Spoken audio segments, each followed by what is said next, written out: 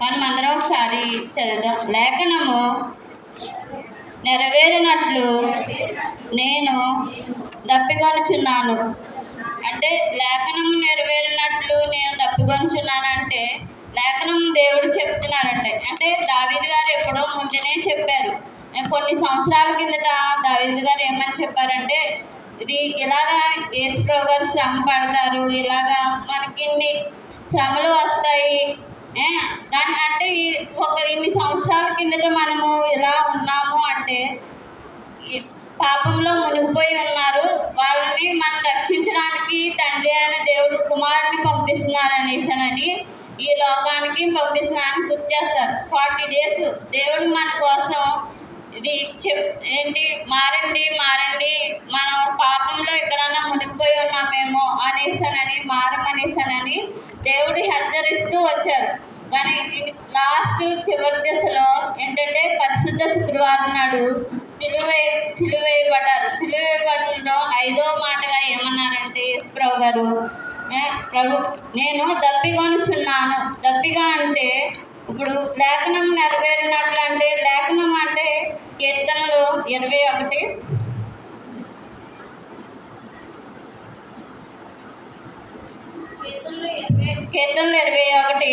15వ అధ్యాయం ఇలా రాయబడి ఉన్నది. ఒకసారి చదువుకుందాం. అందులో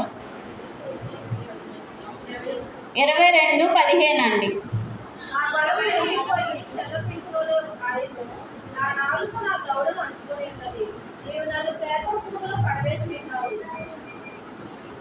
ఓకే, నా బలము ఎండిపోయి చెల్ల పెంకల వల్ల ఆయను. అంటే దేవుడు మన కొరకు చెల్ల పెంకల్లాగా ఆయన శరీరంను నలగొట్టుకుని ఉన్నారు.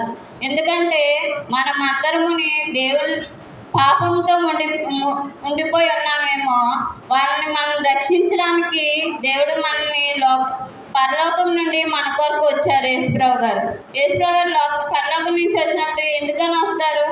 ఏంటంటే మన బిడ్డలు ఎప్పుడు పరిశుద్ధంగా ఉండాలి.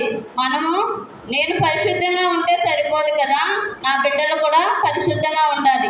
అందుకోసం అనేసనని దేవుడు 39 కొరడాల దెబ్బలతోటి దేవుడు ఏంటంటే ఎంతో నరకం అనుభవించి ఆ కొరడాలతో మన కొరకు రక్తం చిందించి ఎంతో బాధని అనుభవించి ఈ రోజుని మనందరినీ శుద్ధి చేయడానికి ఈ లోకానికి యేసుప్రభు గారు వచ్చి ఇంత నరకాన్ని అనుభవించి సిలువ వేయబడ్డారు. ఏంటంటే దప్పిక. ఇప్పుడు లేఖనం అంటే నలగొట్టబడడం. దప్పిక అంటే అది కూడా బైబిల్లో కొన్ని సంవత్సరాల కిందట రాయబడి ఉన్నది.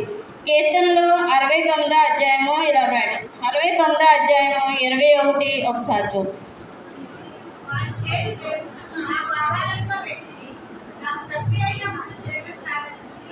వారు చేదును నాకు ఆహారంగా పెట్టేది, నాకు దప్పిక అయినప్పుడు చిరకను త్రాగనిచ్చారంట. చిరక అంటే నాకు దప్పిక అయినప్పుడు నాకు చిరకను త్రాగనిచ్చారు. అంటే చిరక అంటే మనందరికీ తెలుసు ఏంటంటే చేదు అండ్ మళ్ళీ మత్తు కూడా. అంటే మత్తు అంటే అనస్థీషియా. యేసుప్రభు గారిని దేంటి కొట్టినప్పుడు చాలా దెబ్బలతోటి నిండిపోయి ఉన్నారు. ఆయనకి నొప్పి అనేది వస్తుంది. వచ్చినప్పుడు ఏంటంటే మన వాళ్ళు ఏమనుకున్నారు, ఏదో కొంచెం జాలి పడదామని అనుకుని ఆ రోజుని చేదు చిరకను దేవునికి అందించాలని అనుకున్నారు. కానీ చేదు చిరకను అందించాలనుకున్నప్పుడు యేసుప్రభు గారు తీసుకున్నారా? కానీ తీసుకోలేదు. ఎందుకని? ఏంటంటే మనం చేదు చిరకను తీసుకోవడానికి కూడా ఒక కారణం ఉంటుంది. ఏంటంటే చేదు చిరక దేవుడు చేదు చిరకను నిరాకరించారు. ఎందుకంటే మనము పరిశుద్ధంగా ఉండాలి, దేవునిలోని ఇంకా ఎదగాలి. ఏంటంటే దప్పిక అంటే దేవుని